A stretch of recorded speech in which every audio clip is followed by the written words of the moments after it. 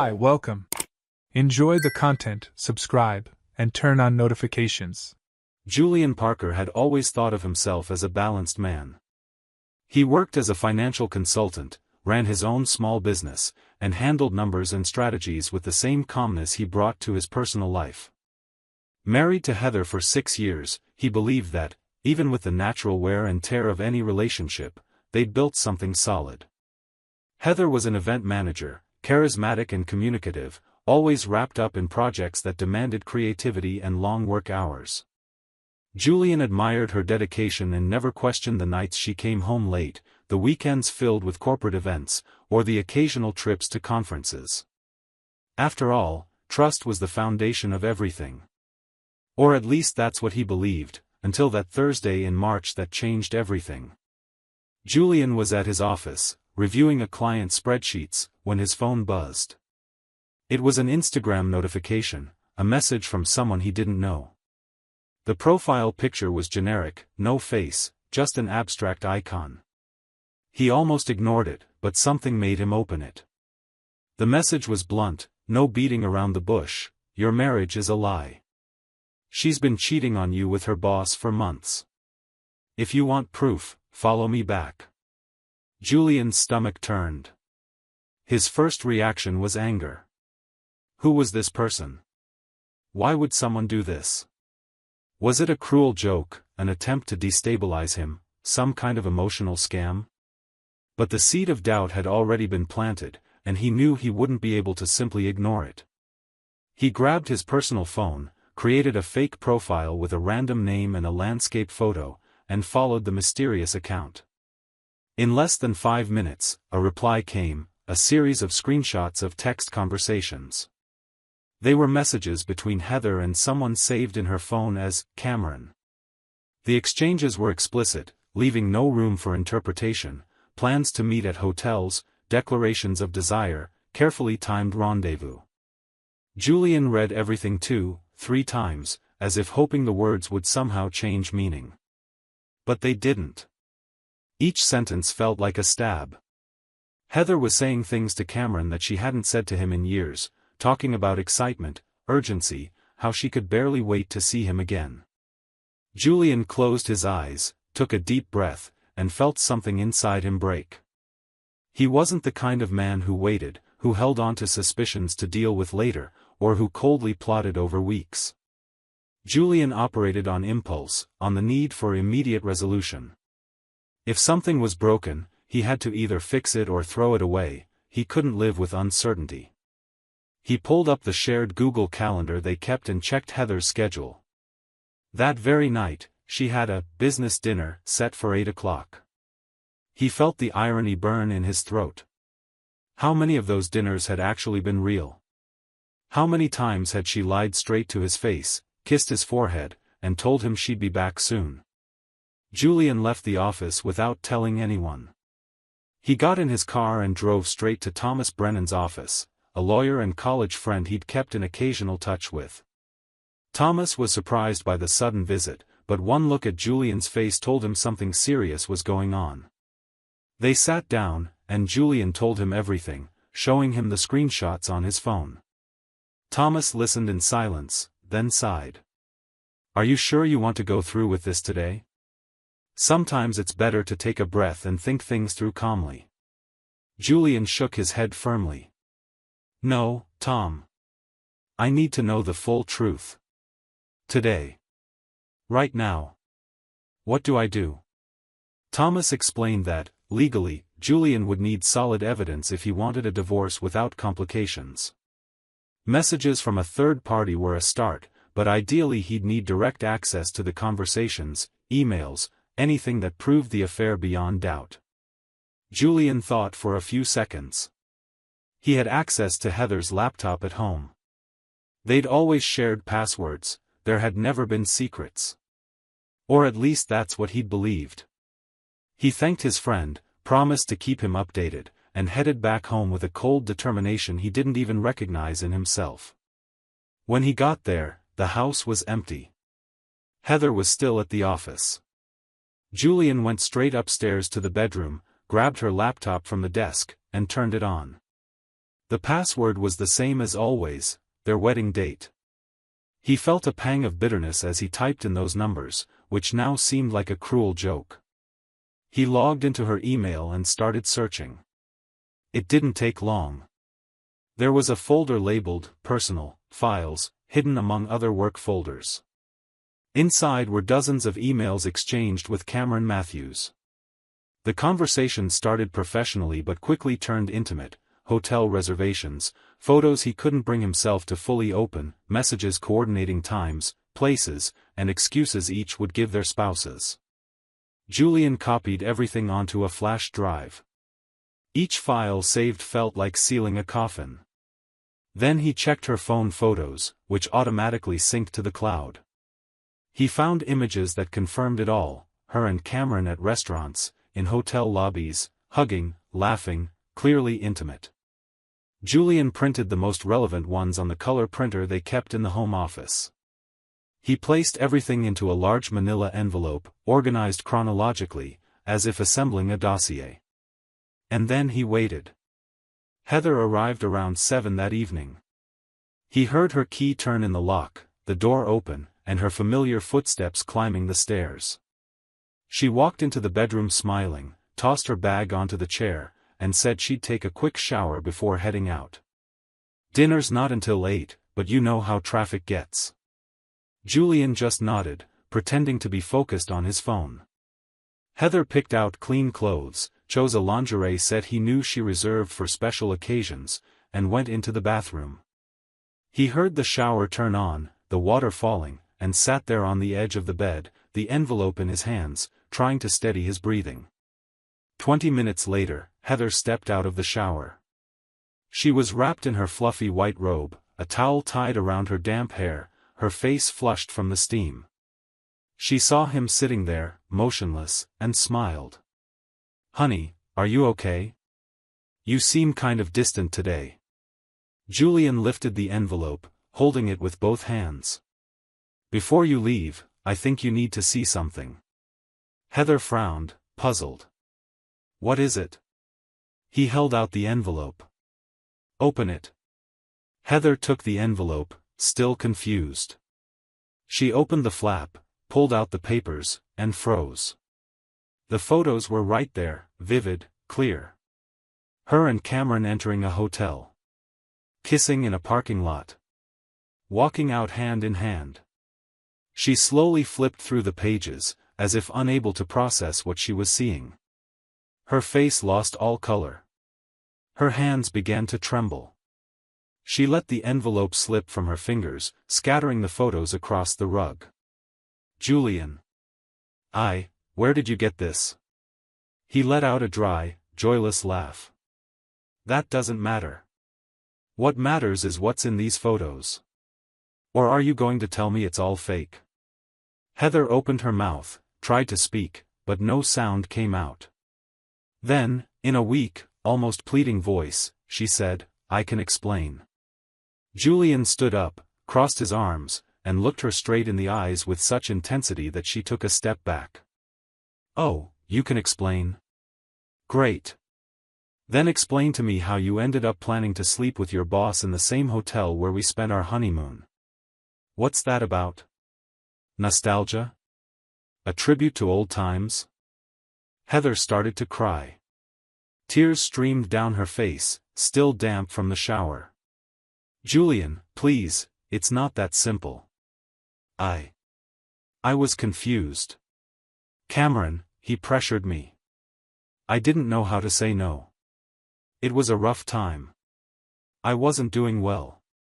Julian gave another bitter laugh, shaking his head. "A rough time? Funny, I thought we were doing fine. But apparently, fine for you means having a husband at home and a lover at the office. And about the pressure. Heather, I read every single message. You weren't pressured. You planned it. You arranged it. You told him you could barely wait. So don't come at me with this victim act, it doesn't hold up." She tried to move closer, reached out to touch his arm, but Julian stepped back. "Don't touch me." His voice was firm, leaving no room for negotiation. Heather sobbed, desperate. Julian, I made a mistake. I know I did. But we can get through this. We have history. We can go to therapy, talk it out, figure out what went wrong. I still love you. Julian closed his eyes for a second, as if her words physically hurt. Then he opened them and replied, Love? You still love me? That's interesting. Because someone who loves you doesn't do this. Someone who loves you doesn't spend months lying, deceiving, building a whole secret life. You know the difference between a mistake and a choice, Heather? A mistake is tripping. You planned it, carried it out, and repeated it. That's not a mistake. That's a choice. And you chose him. Heather dropped to her knees, clutching her robe like a life jacket. I chose wrong. I know. But I can change. I can prove it to you. Just give me one chance. Just one.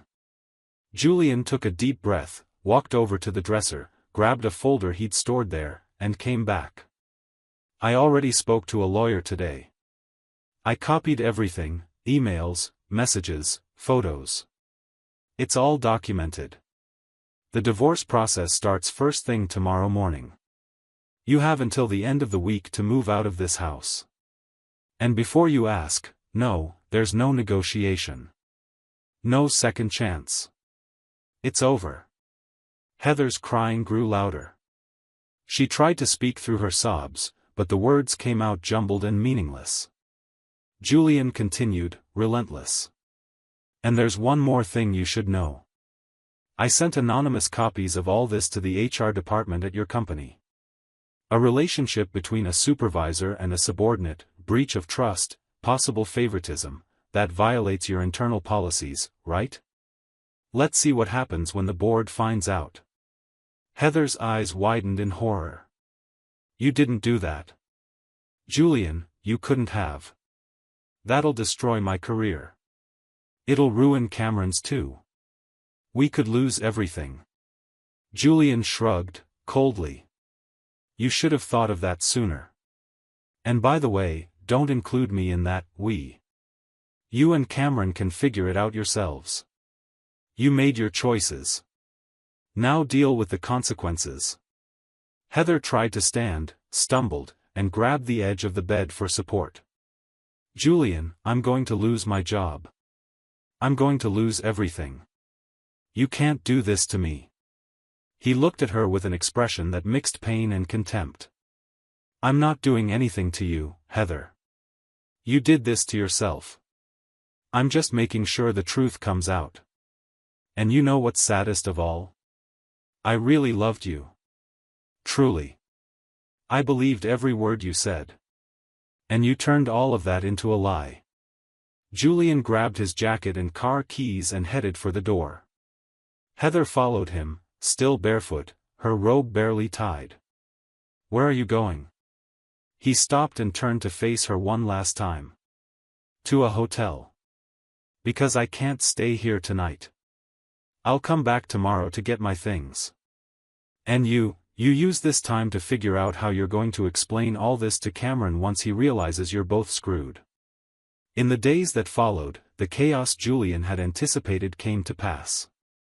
The company's HR department received the anonymous envelope with all the evidence.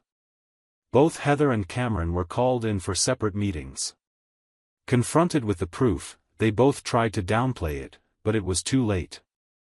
The company had a strict policy on relationships between supervisors and subordinates, especially when trust was broken and favoritism was suspected.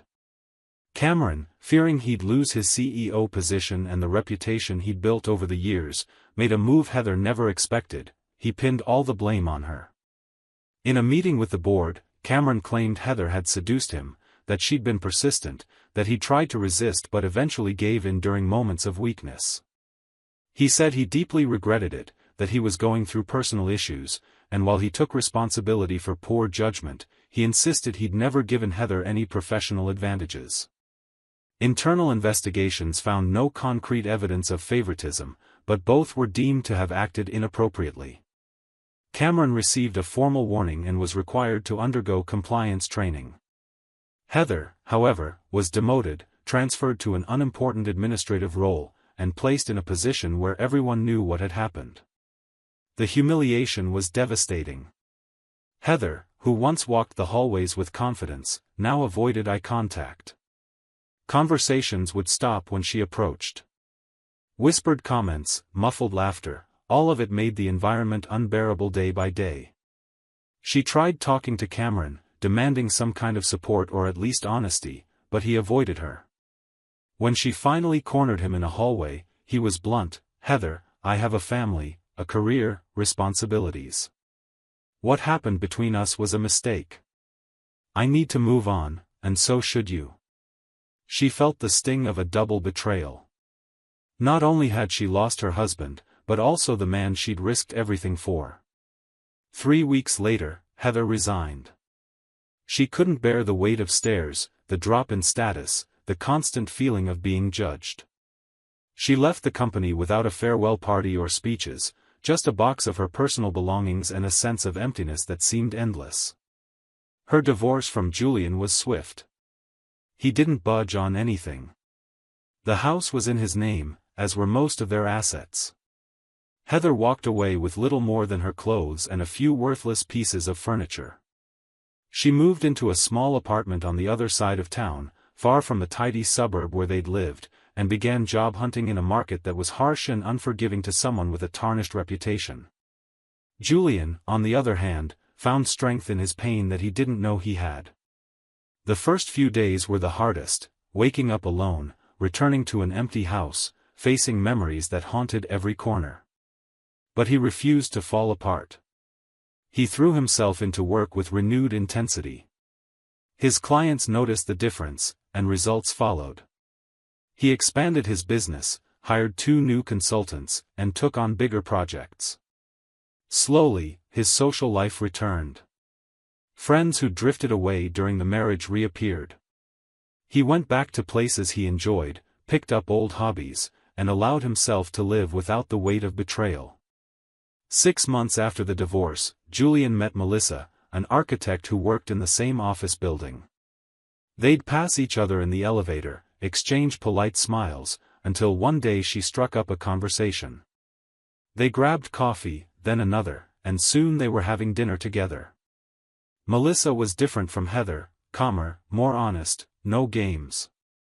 Julian wasn't in a rush, but he wasn't afraid either. He allowed himself to try again, this time with more maturity and fewer illusions. One Saturday in October, Julian was at the grocery store picking up groceries when he spotted a familiar figure in the dairy aisle. It was Heather. She wore simple clothes, her hair pulled back in a messy ponytail, pushing a nearly empty cart. She looked tired, aged, as if the past months had taken a heavy toll. Their eyes met. She stopped, hesitated, then took a few steps toward him. "Hi, Julian." Her voice was soft, almost shy. He responded with a polite nod. "Hi, Heather." She swallowed hard, fidgeted with her hands nervously. You look good." Julian nodded. "I am. I hope you are too." An awkward silence followed. Heather seemed like she wanted to say more, maybe apologize again, maybe try to open a door that had long been shut. But Julian didn't give her the chance. He felt no anger, no resentment, just indifference.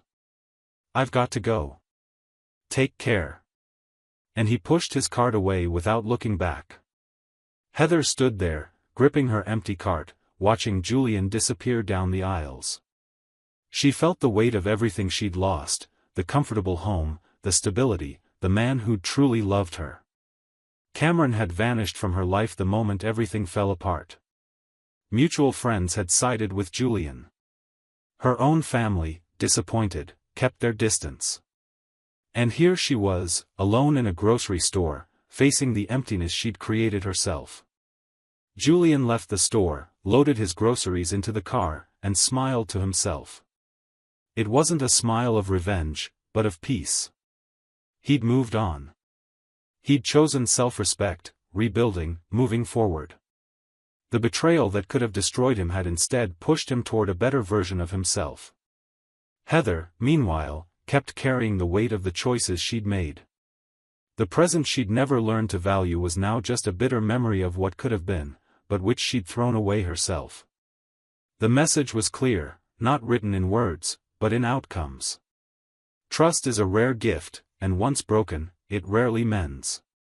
Julian learned that dignity isn't negotiable. Heather learned that some choices come with prices too high to pay. And life, relentless and fair in its own way, demanded from each exactly what they deserved. Thank you for watching the video.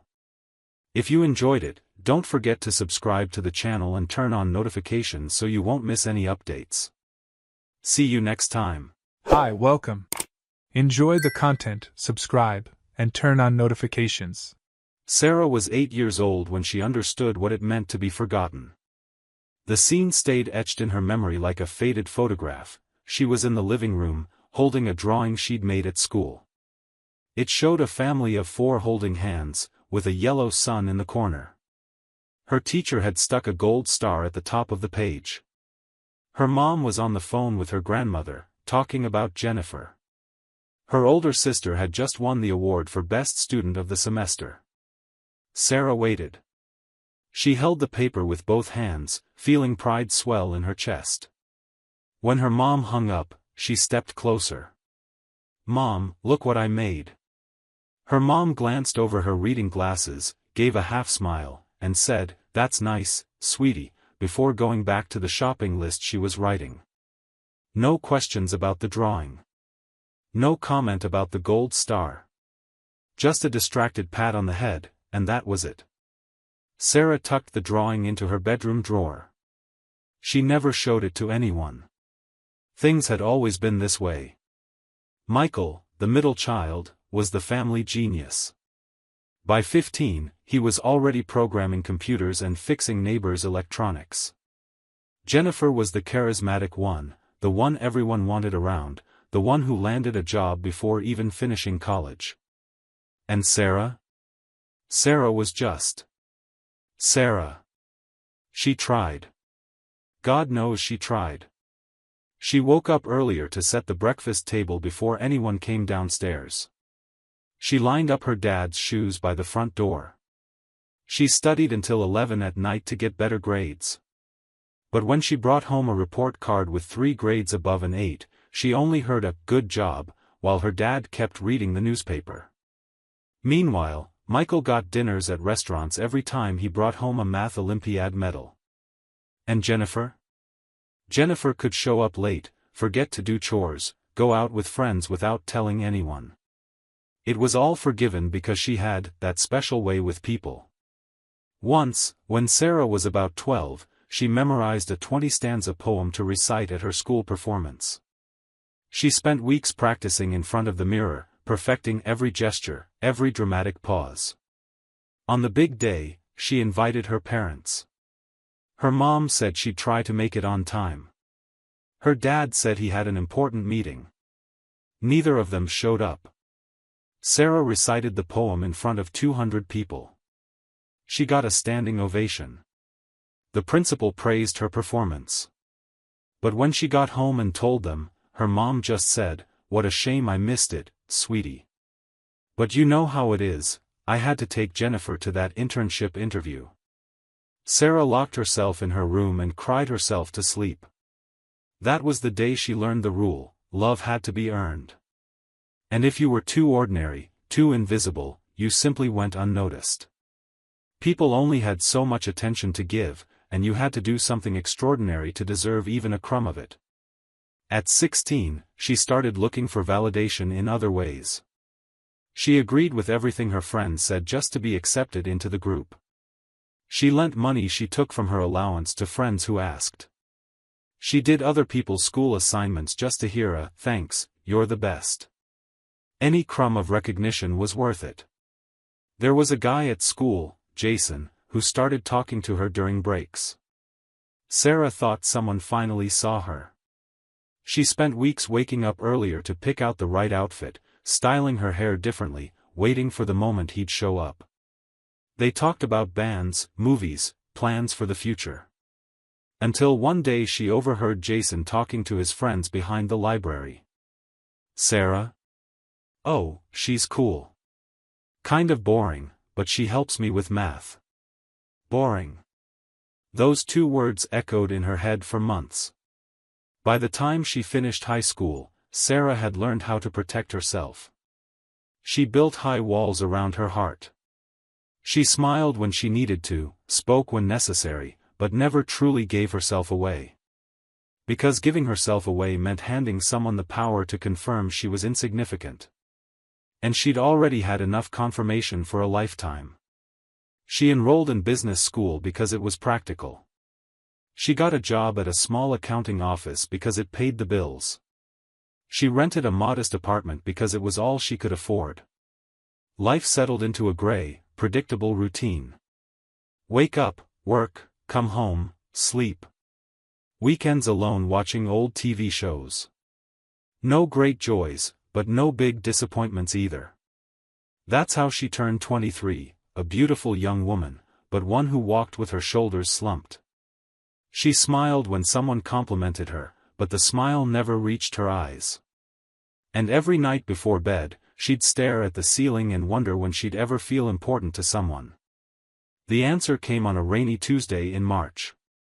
Sarah had forgotten her umbrella at home and was soaked when she walked into the coffee shop near work. Her hair dripped water, her shirt clung to her body, and she could barely hold her bag and phone at the same time. She ordered a coffee and went to sit in a corner, trying to dry off with the paper napkins she'd grabbed from the counter. That's when she heard the voice.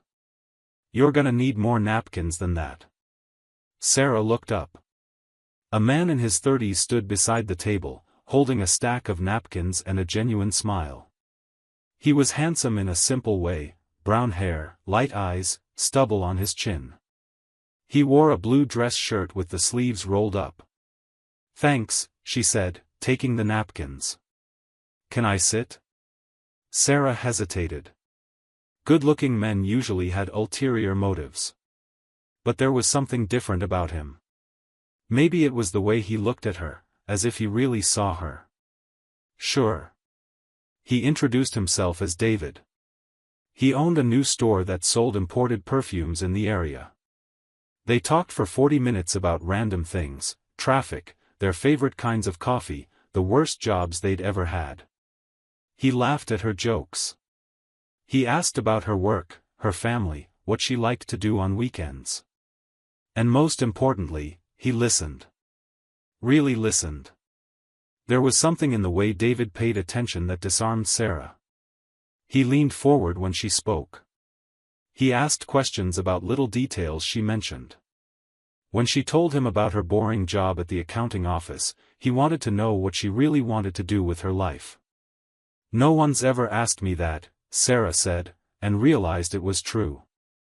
"Well, I'm asking now," he replied, smiling. She thought for a moment.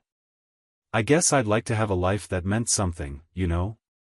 To make a difference for someone. To matter." David took her hand across the table. "You already matter." And the way he said it made Sarah believe him. They exchanged numbers.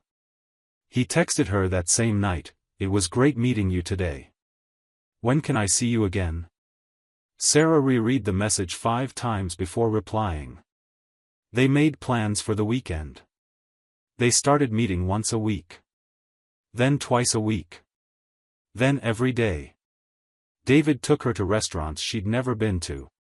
He sent good morning and good night texts. He called just to hear her voice. He told her she was the most interesting person he'd ever met. For the first time in her life, Sarah felt special. There was one particular night, about 3 months after they'd met, that stayed etched in her memory. They were having dinner at a small Italian restaurant. David was telling her about an eccentric customer who'd bought 3 bottles of the store's most expensive perfume just because the name was in French.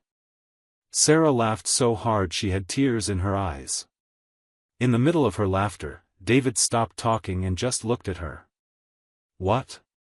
Sarah asked, still smiling. You're beautiful when you laugh like that. Like what? Without worrying. Without trying to be someone else. Just being you. Sarah felt something break inside her.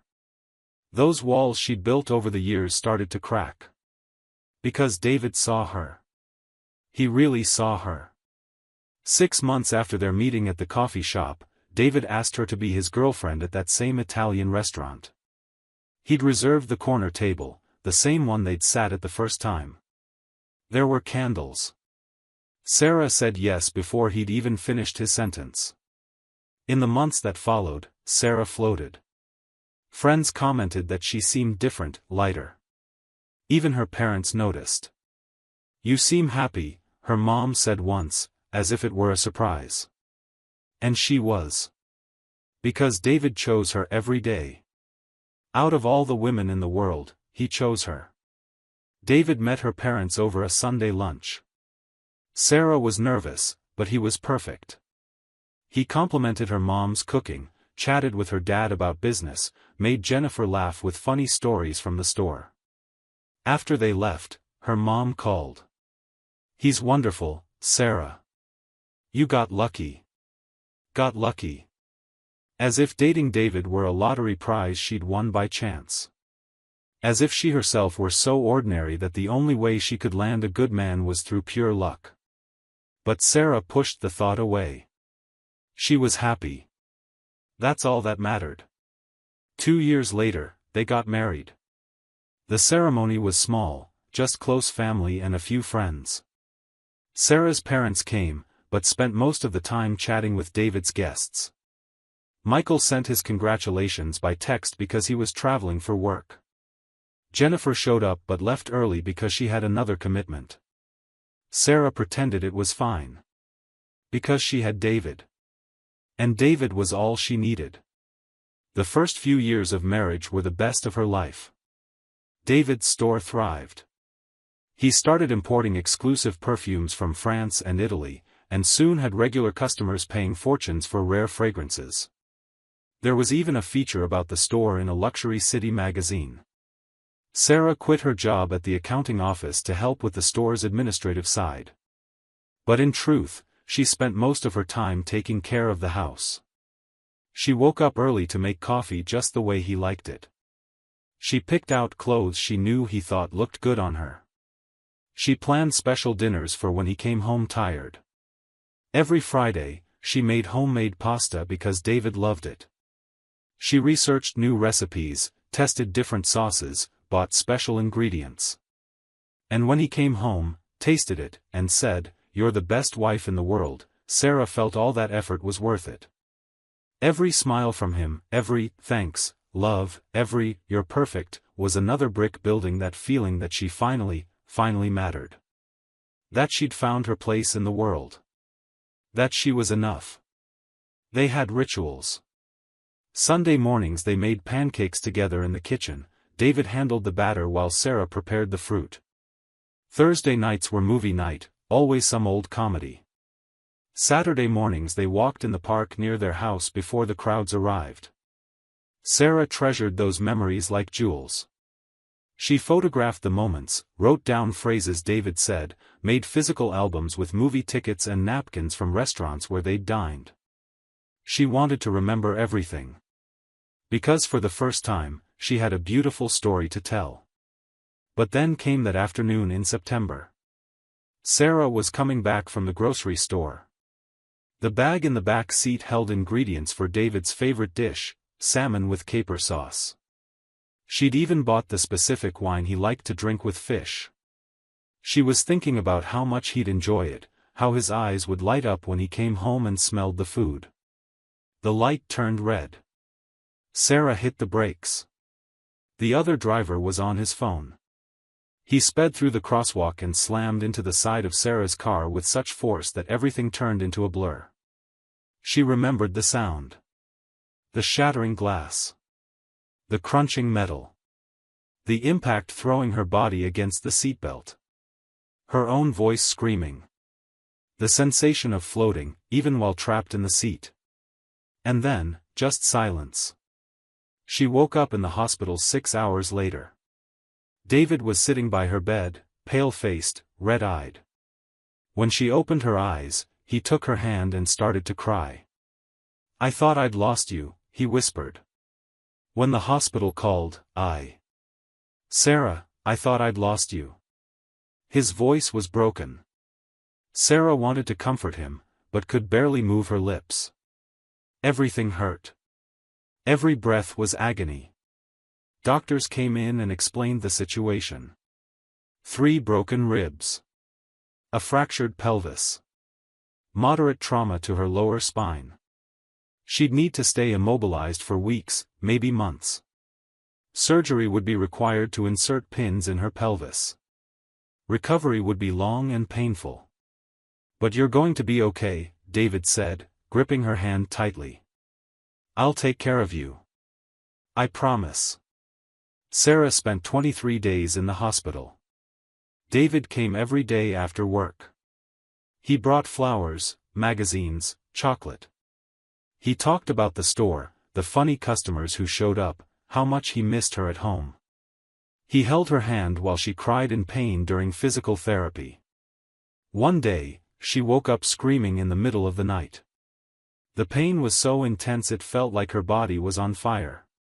Nurses rushed in and increased her pain meds. David arrived in the morning with dark circles under his eyes. "I spent the whole night thinking about you," he said. "I called the hospital 3 times to check on you." When she was finally discharged and returned home, Sarah still needed a wheelchair to get around. David hired a nurse to stay during the day. He adapted the house, installed grab bars in the bathroom, rearranged the bedroom so she could easily reach everything, set up a call button by the bed in case she needed help at night. He was still attentive. He helped her bathe, changed her bandages, prepared her meals. But Sarah started to notice something. The way David looked at her had changed. Before, his eyes would light up when she entered the room. Now he looked at her with an expression Sarah took weeks to decode: pity. He felt sorry for her. The first night he slept in the guest room, David explained it was temporary. He was afraid he'd roll over in his sleep and hurt her. Sarah thanked him for his consideration. But when 1 week turned into 2, and 2 turned into a month, she started to understand. He was avoiding her. His visits to her room grew shorter. He'd come in, ask if she needed anything, and leave. During dinner, which used to be a time of connection where they'd talk for hours, he'd eat quickly and return to his office. He said he had backlogged work. That the store was busier than usual. That he needed to sort out supplier issues. Sarah tried to start conversations. She'd ask about his day, the new perfumes that had arrived, that eccentric customer who always came back. But his answers were short and distracted. He'd look at his phone while responding. 3 months after the accident, she could finally walk without help. Physical therapy was working. The pain had lessened considerably. But when she looked in the mirror, she saw a stranger. Her body was different, thinner, more fragile. A long scar ran across her abdomen where the surgeons had operated. She covered it with loose clothing, but she knew it was there. That's when the comments started. "Have you thought about going back to the gym?" David asked one morning over coffee. "I think it'd do you good to get back in shape." Sarah swallowed hard. She could barely climb stairs without pain. And he was talking about the gym? "The doctor said I should take it easy," she replied, trying to keep her voice calm. "Yeah, but it's been 4 months. You need to move a bit, you know. Staying still will only make things worse." She felt something tighten in her chest. That old, familiar feeling. The feeling of being inadequate. The comments continued over the following weeks. About the clothes she wore. "That shirt's too baggy, it makes you look sick." About her hair. "Are you going to dye it? Some gray hairs are showing." About little things he'd never mentioned before. Sarah started doing more. She cleaned the house even when it hurt. She cooked elaborate meals even when she barely had the strength. She bought new clothes, wore more makeup, tried to be the wife he wanted, the wife she'd been before the accident. But David stayed distant. 6 months after the accident, he was still sleeping in the guest room. Still leaving early and coming home late. Still looking at his phone during conversations. And when she tried to get closer, when she'd put a hand on his shoulder or suggest watching a movie together like they used to, he always had an excuse. "I'm tired, love. Another time. I need to finish some reports. How about you watch it and tell me about it later?" Each rejection felt like a stab. Sarah started having insomnia. She'd lie awake for hours wondering what she'd done wrong. Was the accident her fault? Should she have paid more attention? Should she have avoided that street? Should she have recovered faster? It was on a Friday night that everything became clear. Sarah was lying in bed, staring at the ceiling. It was almost midnight. Through the wall, she could hear David in the guest room. He was laughing. Talking on the phone with someone. His voice was lively, full of energy, the same tone he used with her in the early months of their relationship. "Seriously? That's amazing," she heard him say. More laughter. "You always make me laugh." Sarah's stomach turned. Who was it? Who made David laugh like that while she sat alone in the next room? She got up and went to the door. She thought about knocking, asking. But she just stood there, listening to the muffled conversation through the wall. 20 minutes. 30. He kept laughing, talking, alive. When he finally hung up, Sarah returned to bed. And there, lying in the dark, she understood. He was tired of her. Of her broken body, her slow recovery, the imperfect version she'd become. He wanted the Sarah from before, the one who made pancakes on Sunday mornings without complaining about back pain. The one who wore tight dresses and high heels. The one who was perfect. And for the first time in 8 months, she felt something other than physical pain or sadness. She felt anger. Anger at having devoted years of her life to being perfect for him. Anger at having dropped everything to serve, please, mold herself into what he wanted. Anger at having believed that with this man, she'd finally be enough. But mostly, anger at herself. For falling into the same trap again. For placing her entire worth in someone else's hands. For believing that being loved meant being perfect. That 8-year-old girl holding the drawing with the gold star was dying inside her. The girl who begged for attention, who shaped herself to please, who accepted crumbs of affection as if they were feasts. That night, Sarah made a decision. If he was tired of her, fine. She was tired too. Tired of begging for attention. Tired of trying to be perfect. Tired of feeling small. And if love was something that had to be earned every day, if it disappeared the moment you became inconvenient, then maybe it was time to stop chasing it. Maybe it was time to take what she wanted, however she wanted, without asking permission. In place of that invisible girl, something darker was being born. Something hungry for control, for power, for feeling desired, even if just for a moment. Something tired of being the victim, the forgotten one, the one left behind. Sarah turned on her side and closed her eyes. The sound of David's laughter still echoed in her memory. Tomorrow would be a different day. Sarah started slowly. A dating app. Photos where the scar wasn't visible. Conversations that lasted just long enough to set up a meeting.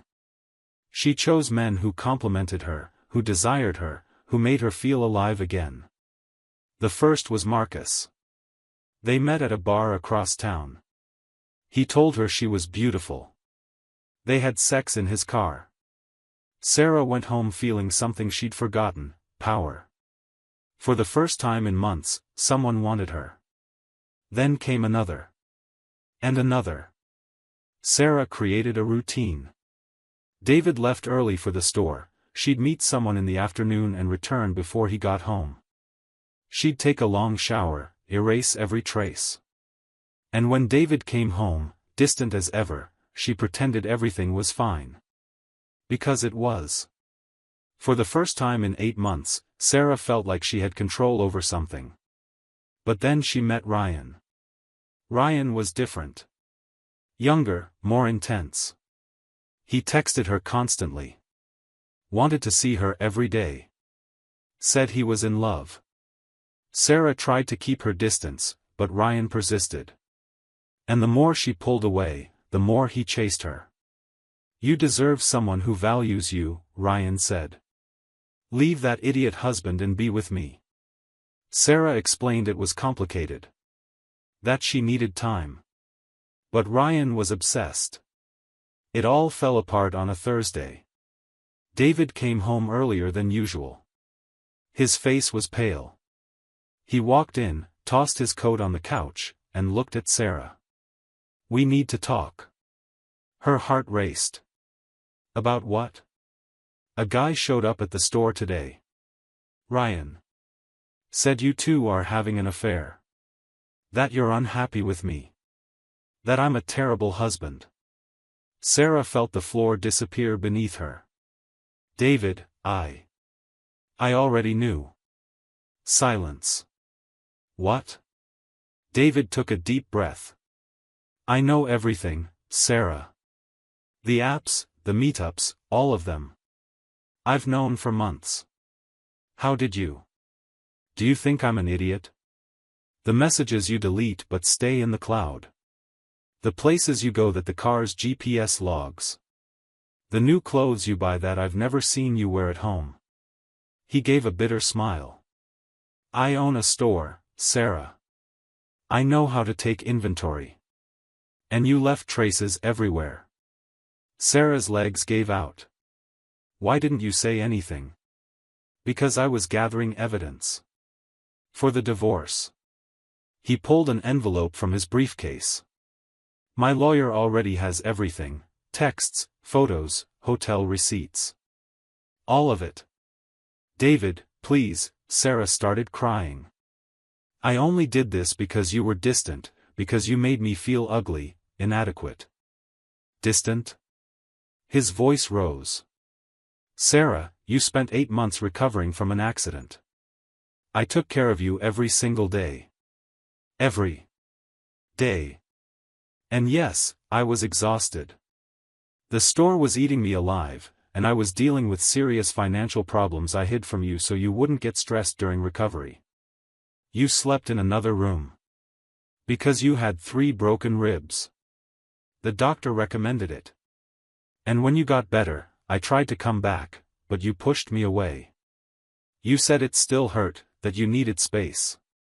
Sarah froze. It was true. She'd said that. The comments about the gym, about your clothes. "I was trying to help you feel better. You kept complaining that you felt ugly. I tried to motivate you, and you took it as criticism. And that night on the phone? Laughing with someone? My brother, Sarah. My brother who lives in Seattle and who I talk to once a month."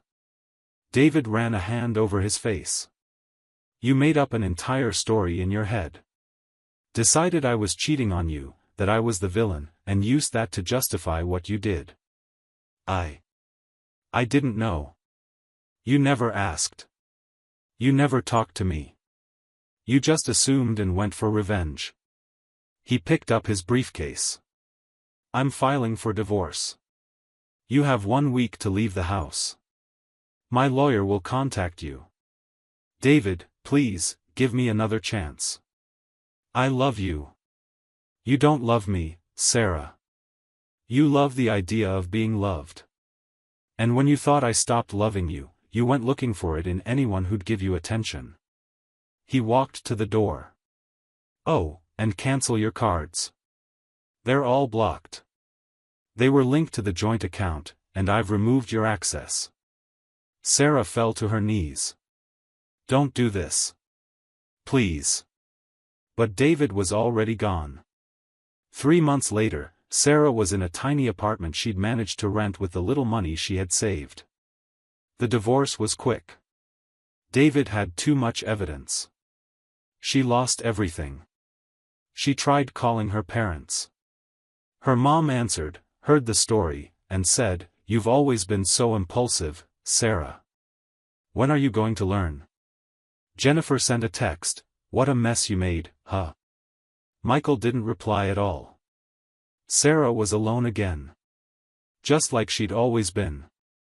But one night, staring at the ceiling of that tiny apartment, she finally understood something she'd never grasped before. She'd spent her whole life placing her worth in other people's hands. Waiting for someone to make her feel enough.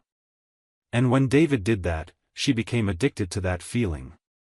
And when she thought she was losing it, she panicked and destroyed everything. The problem was never being invisible. It was believing she needed someone else's gaze to exist. Sarah grabbed a notebook and started writing. About the 8-year-old girl.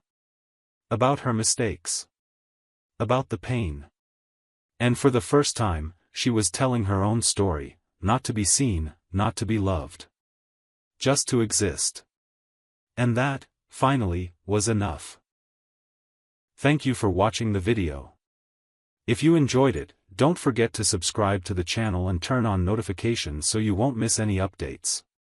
See you next time. Hi, welcome. Enjoy the content, subscribe, and turn on notifications. Connor Hayes was taking off his work boots when he saw his wife sitting at the kitchen table, still as a statue, staring at a piece of paper. Brianna didn't look up when he walked in.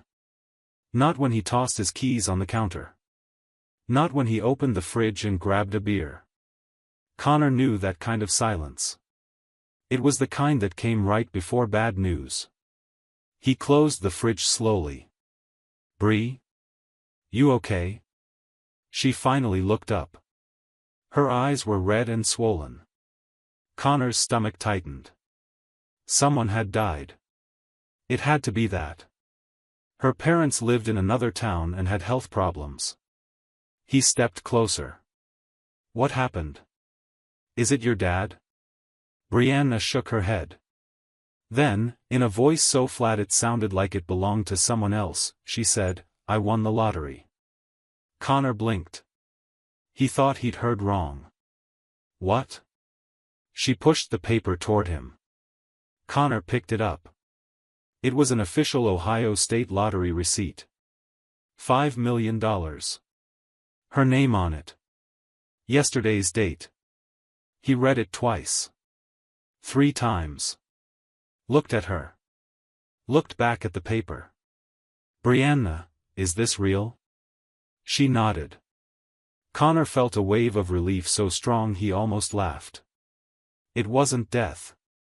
It was the opposite of death. It was new life. Salvation. They'd been drowning in debt for years. His car was over 15 years old. The house needed repairs.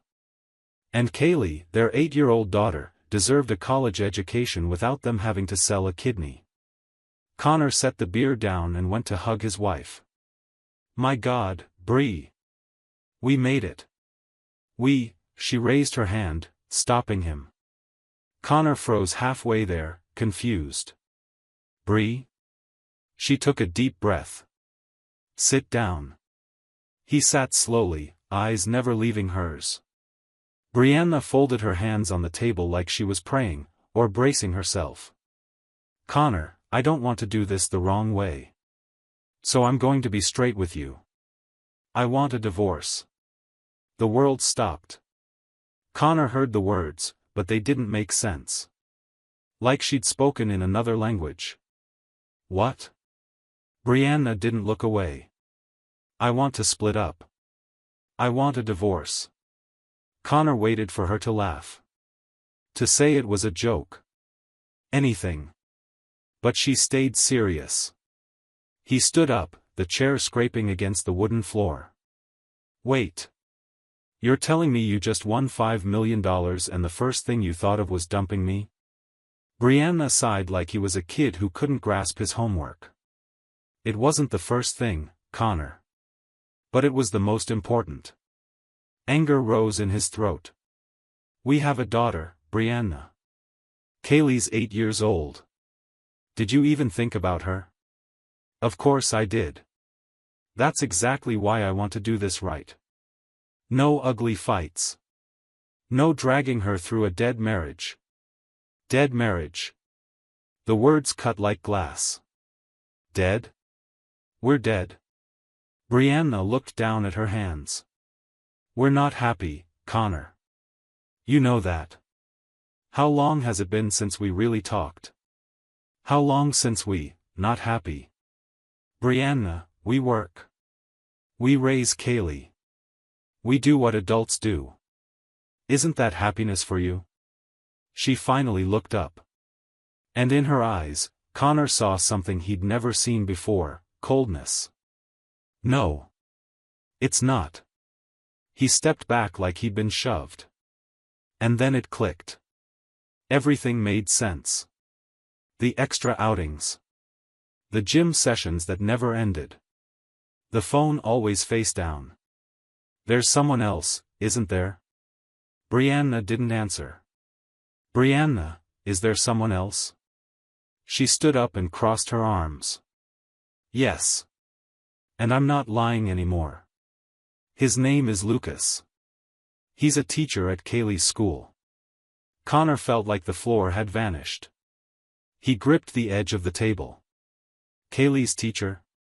The guy I say hi to every week at school drop-off? The guy I trust with my daughter? Brianna took a step forward.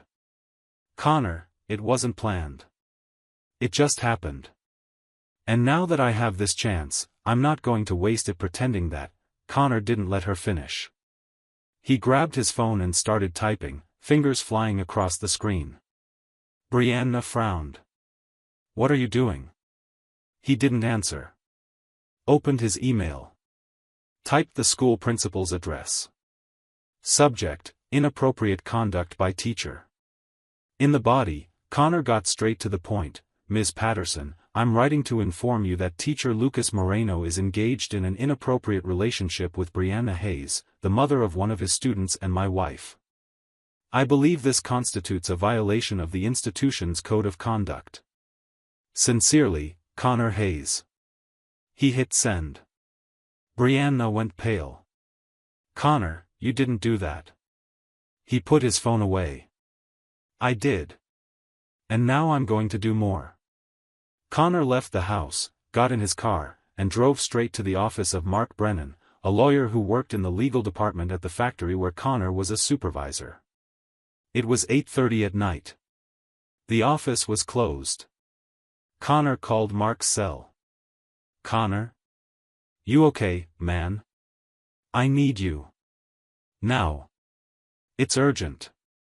Half an hour later, they were sitting in a 24-hour diner. Connor told him everything. Mark took notes. When Connor finished, Mark leaned back in his chair and whistled softly. Man, that's heavy. I know. What do I do? Mark tapped his fingers on the table. In Ohio, assets acquired during marriage are considered marital property. That includes lottery winnings. Technically, you're entitled to half that money. Connor shook his head. I don't want her money, Mark. I want her to pay for what she did. Mark leaned in. Connor, listen. I get it. But emotion doesn't win cases. Strategy does. And the best strategy here is to protect your rights, and Kaylee's. Do you really think this Lucas is going to take care of your daughter? Do you think Brianna's going to use that money for Kaylee's education, or blow it all on her new life with her boyfriend? Connor hadn't thought of that. Mark went on. Let me tell you what I'd do. First, we file for immediate separation and temporary custody of Kaylee. Second, we request a court order freezing the lottery winnings until the property division is settled. Third, he paused, we hire a private investigator. Why? I already know she's cheating. Yeah, but you don't know everything. And the more information we have, the more leverage we've got. Connor agreed. Do it. All of it. Mark held out his hand. I'll need a retainer. $3,000. Connor didn't have $3,000. But he had a credit card. And now he had a reason. He shook Mark's hand. Go ahead. 2 days later, Connor was at work when he got the call. It was the investigator, a guy named Ray Porter, ex-cop, voice rough from cigarettes. Connor, I found something you need to know. Go ahead. This Lucas, the teacher. He's married. Connor stopped walking. He was in the factory hallway, machines roaring in the background. Married? Married. Her name's Amanda Moreno. She works as an accountant at a small firm here in Columbus. And from what I can tell, she has no idea. Connor felt something different in his chest. Not anger. Something colder. More calculated. You have her contact info? Got it. Number, address, email, everything. Send it to me. Connor, be careful what you do with this. It could complicate. Send it. Ray sent it. Connor saved the number. Stared at his phone screen. Thought about Kaylee, the daughter who didn't deserve to watch her mom destroy their family for a guy who already had another family. Thought about Brianna, lying, manipulating, planning to run off with the money and a married man. Then he thought about Amanda, a woman who, like him, was being cheated on and didn't even know it. Connor created a disposable phone number online. Set up an anonymous email account. And sent Amanda a message. No fluff. No sugarcoating. Amanda, you don't know me, but I need to tell you something important. Your husband, Lucas Moreno, is having an affair with a mother of one of his students. Her name is Brianna Hayes. They've been seeing each other for months. I have proof if you want it. I'm sorry it's me who has to tell you this. He attached 3 photos Ray had gotten, Lucas and Brianna entering a motel, Lucas and Brianna having lunch at a restaurant, Lucas kissing Brianna in the gym parking lot. He hit send. And waited. The explosion came in less than 24 hours. Connor was at home when Mark called. Connor, what the hell did you do? What are you talking about? Lucas's wife found out. She went to the school. Made a scene. Screamed at him in the hallway, in front of students, in front of parents. The principal had to call security. Connor felt a strange satisfaction. So what? So what? Lucas got fired.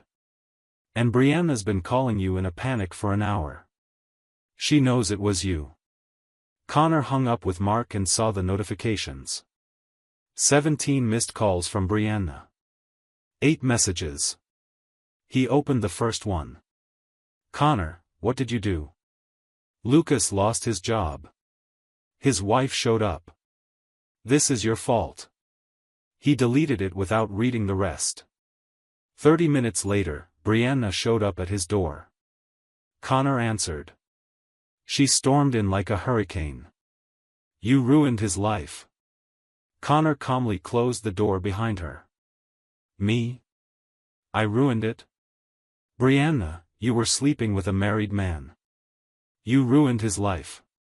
And mine. And Amanda's. And Kaylee's. Brianna was shaking.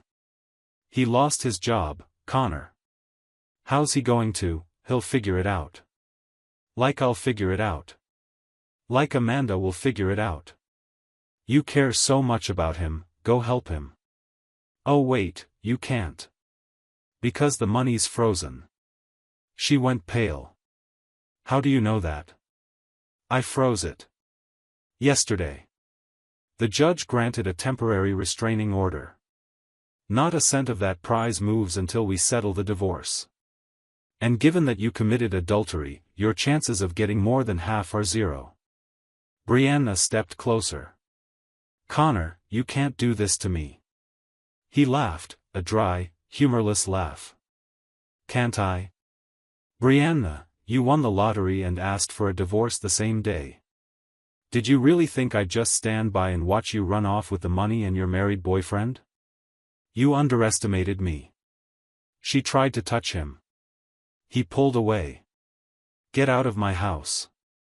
Connor, get out. Brianna left, crying. But Connor didn't feel pity. He felt justice. 3 weeks later, Connor was at the grocery store with Kaylee when he saw Amanda. She was alone, looking at items on a shelf. He recognized her from the photos Ray had shown him: slim, brown hair pulled back, tired eyes. Connor hesitated, then approached. Amanda? She turned, surprised. Yes? My name's Connor. Connor Hayes. I'm Brianna's husband. Amanda understood right away. Her expression hardened. Oh. You. Connor swallowed. I know you don't owe me anything. But I wanted to thank you. She frowned. Thank me for what? For going to the school.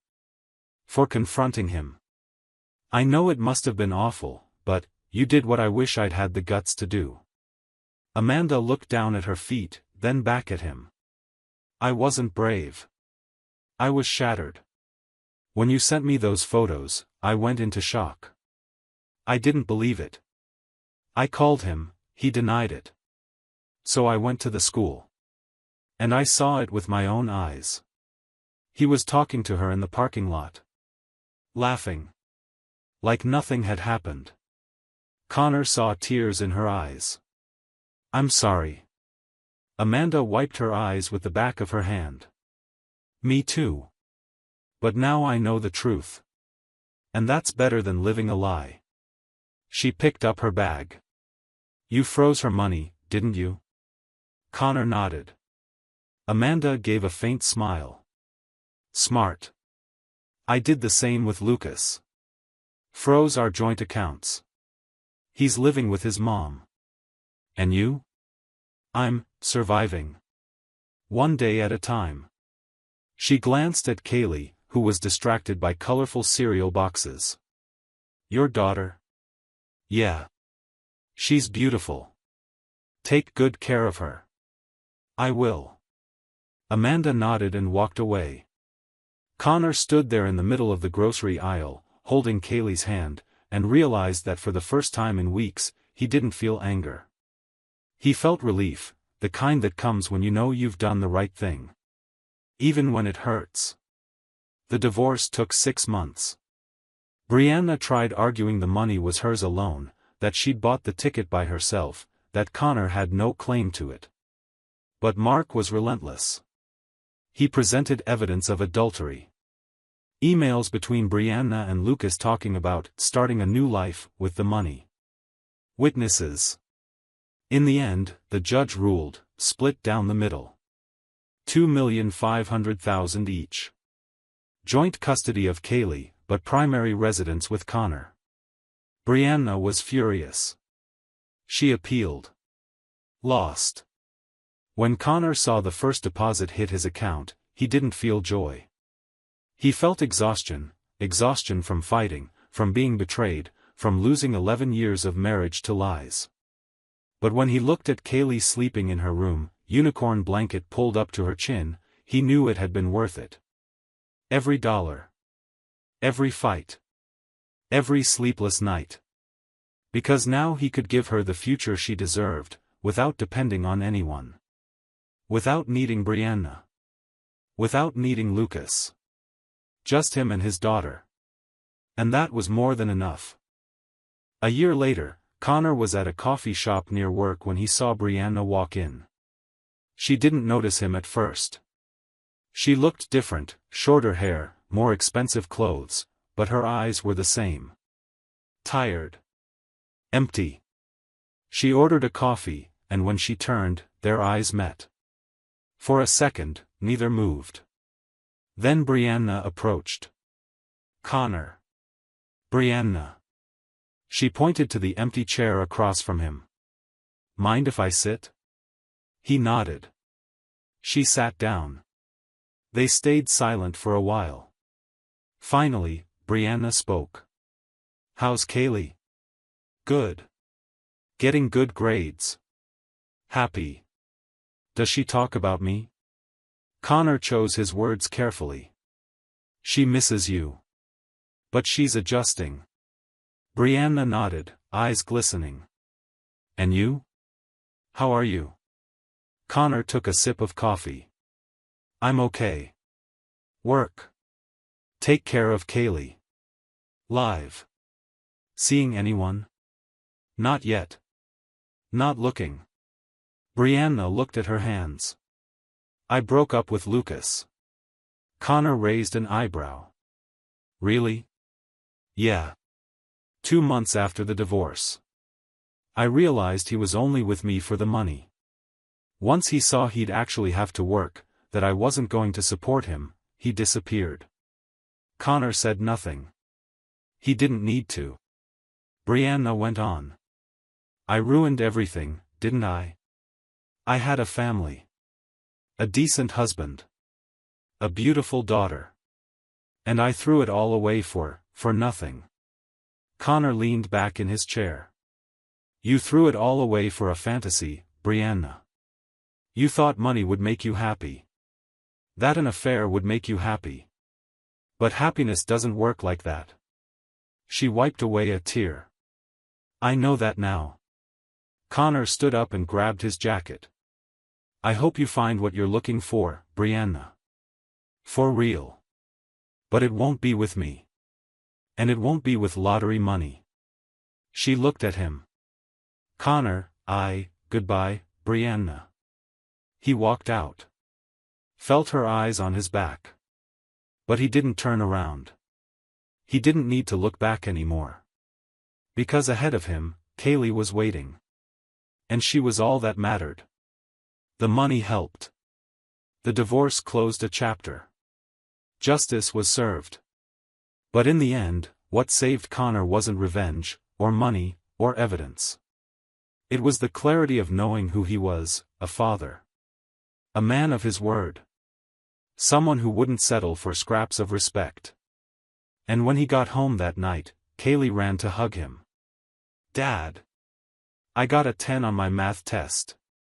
He lifted her into the air, heard her laughter echo through the house, and knew he'd made all the right choices. Brianna chose money. Lucas chose deception. Connor chose dignity. And in the end, dignity was the one thing no one could take from him. Thank you for watching the video. If you enjoyed it, don't forget to subscribe to the channel and turn on notifications so you won't miss any updates. See you next time.